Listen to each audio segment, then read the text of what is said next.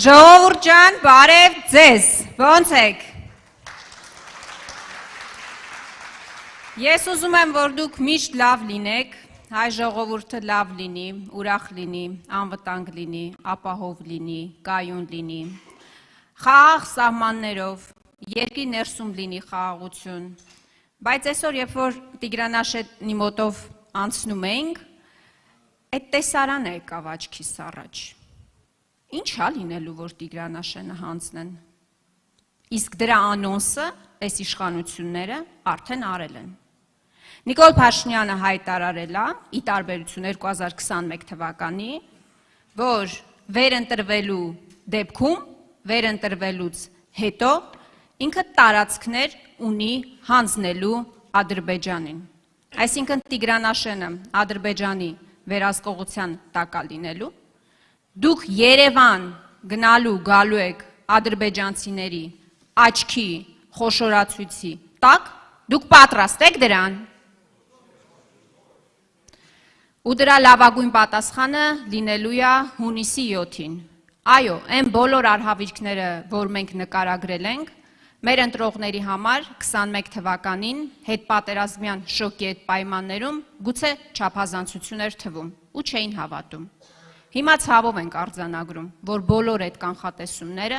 ցավոք սրտի կյանքի են կոչվել։ Այդ սխալը նորից ես ուզում եմ, որ մեր ժողովուրդը չկրկնի։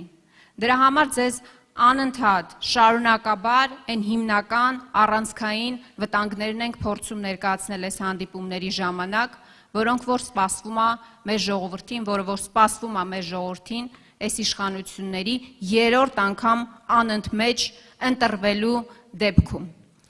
Մի քանի ծրագրային կետերից եմ ուզում մեր խոսել, քանի որ այս հիմնական թեմաները խոսելու ընթացքում մի տեսակ ստվերվում են դրանք։ Տեսեք, այս իշխանությունները ինչ են տարիներ շարունակ փորձում ժողովրդին համոզել, ցույց տալ, 2018 թվականի իրենց իբր սիրո թավշյա հեղափոխությունը երբ որ սկսեց, որ իրենք հայ մարդու հետ շատ մոտ են, մտերիմ են, ջերմ են, որ իրանք մարդասեր են, պուպուշ են, սրտիկներ են անում, պաչիկներ են անում, չգիտեմ ինչեր են անում, դուք հավատում եք դրանց անկեղծությանը։ Ես մի օրինակ եմ ուզում բերել։ Դուք գիտեք, որ վերջին անգամ Հայաստանի Հանրապետությունում համաներում կիրառվել է 2018 թվականին։ Մարդասիրության լավագույն դրսևորումը դա համաներումն է, որը որ պետությունը իրականացնում է։ Հիմա ինչի համաներում չեն անում, եթե իսկապես սիրում են ժողովրդին։ Դուք գիտեք այսօր քրեակատարողական հիմնարկներում ինչ է կատարվում։ Մարդը ուղղակի առանց վարորդական իրավունքի մեքենա է վարել, վթարի պատճառ չի հանդիսացել, տաքսի է վարել, իր օրվա ապրուստի հացն է վաստակել, բայց չի ունեցել, զրկված է եղել վարորդական իրավունքից։ Այդ մարդկանց բանտերն են գցում։ Իհարկե կարճաժամկետ է պատիժը, 2 ամիս, 3 ամիս, բայց ինչ տարբերություն։ Կամ նախաքննական մարմիններում, Երևանի մասով կարող եմ վստահեցնել, ով իրեն ոնց ուզում պահում է, ով ինձ զենք ասես չի կիրառում, այո։ Ամեն մի, չգիտեմ, բակում, դպրոցի բակում, տարբեր թփերի ու ծառերի տակ կարելի է գտնել թմրանյութի փոքր պակետներ, դրանցով չեն զբաղվում։ Այդ գործերով չեն զբաղվում, բայց նախաքննական մարմինները այս գործերով ծանրաբեռնվում են, չեք ուզում բեռնաթափեք։ Դուք պետություն եք, դուք պարտավորություն ունեք, դուք ֆունկցիա ունեք, ճիշտ արդյունավետ գործելու, համաներում ինչի չեք կիրառում։ Մեր ծրագրային դրույթներից է հստակ, որ պետք է կիրառվի քրեական և վարչական համաներում։ Սա կթեթևացնի քրեակատարողական հիմնարկների վիճակը, սա կթեթևացնի նախաքննական մարմինների վիճակը, պրոբացիայի գործունեությունը կթեթևացնի։ Ու առհասարակ սա լավագույն մարդասիրության դրսևորումն է, որը որ պետությունը պարտավոր է կիրառել իր քաղաքացու նկատմամբ։ Հաջորդը իշխանը խոսեց գյուղատնտեսության մասին, ես մի քիչ ավելի լայն եմ ուզում անդրադառնալ հարցին, երեք ուրեմն մի տեսանյութ էի նայում և մի այսպիսի քարոզչական նյութ են պատրաստել, տեսանյութը հետևյալի մասին է, պարոն նախագահ, որ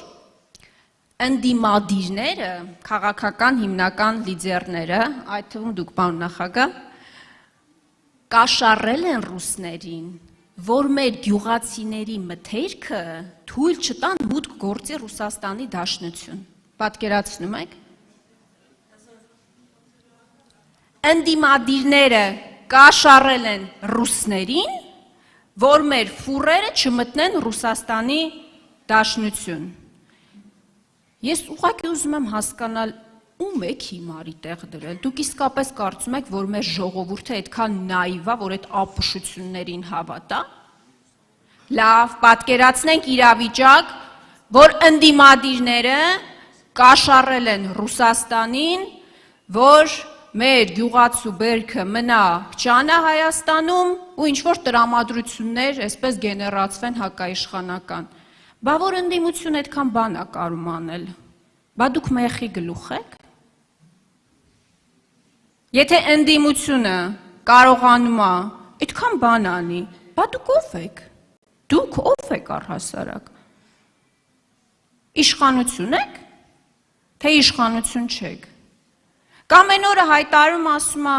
ես ԵԱՏՄ-ում եղանակ ստեղծող ել, որ այսօր Մեյմանդարի շուկայում հայտնի,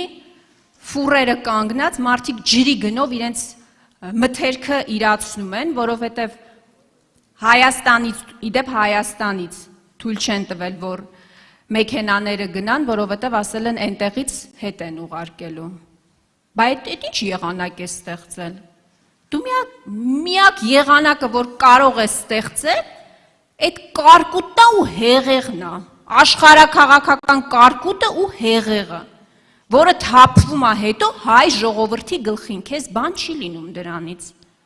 Դա ժողովրդի գլխին է թափվում։ Այդ է քո ստեղծած եղանակը։ Բայց գիտեք այս ամեն ինչը ինչի հետևանք է, ինչի արդյունք է։ Մի քանի ավել լայքի։ Ուղղակի մի քանի ավել լայքի համար ինքը ստեղծում է մի իրավիճակ, որ այսօր դրված է հարցը Հայաստանի Հանրապետության ԵԱՏՄ-ից դուրս գալու չգալու։ Ինչի համար, որ եվրոպացի մի քանի պաշտոնյայի հետ գրկախառնված, պաչիկներով, չգիտեմ, ժպիտներով եւ այլն, սրտիկներով նկարներ ունենա, մի քանի ավել լայք հավաքի։ Այսինքն գինը վճարում է ժողովուրդը, գյուղացին է վճարում, ինքը արդյունքում ստանում է լայքեր։ Ինքը լայքերի դիմաց պատրաստ է ծախել մի ամբողջ ժողովրդի։ Լայքերի դիմաց, պատկերացնում եք, ընդամենը։ Իդեպ, այսօր ճանապարհին նաև տեսա, որ Ռուսաստանի Դաշնության նախագահի մամուլի խոսնակը հայտարարել է, որ եթե Հայաստանը դուրս գա ԵԱՏՄ-ից, գազի գինը Հայաստանի համար նույնը այլևս չի լինելու։ Բայց սա մեզ ինչ է առաջարկում։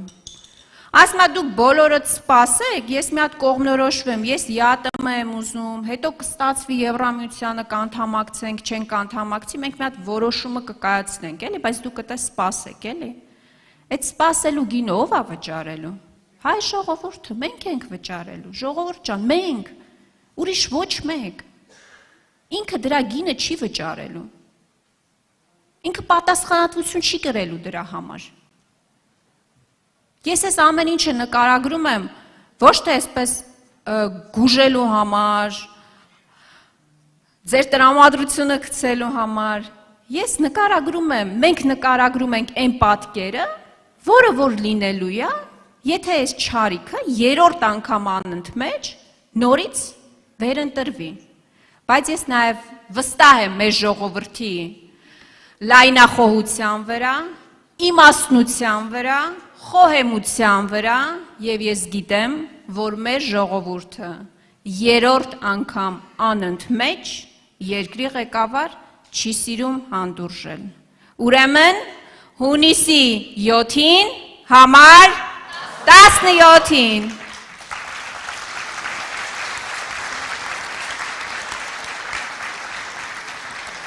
Շնորհակալ եմ, հիմա խոսքս փոխանցում եմ մեր գործընկեր Լիլիթ Գալստյանին։ Բարև ձեզ սիրելի վայոց ձորցիներ, վայքեցիներ, մենք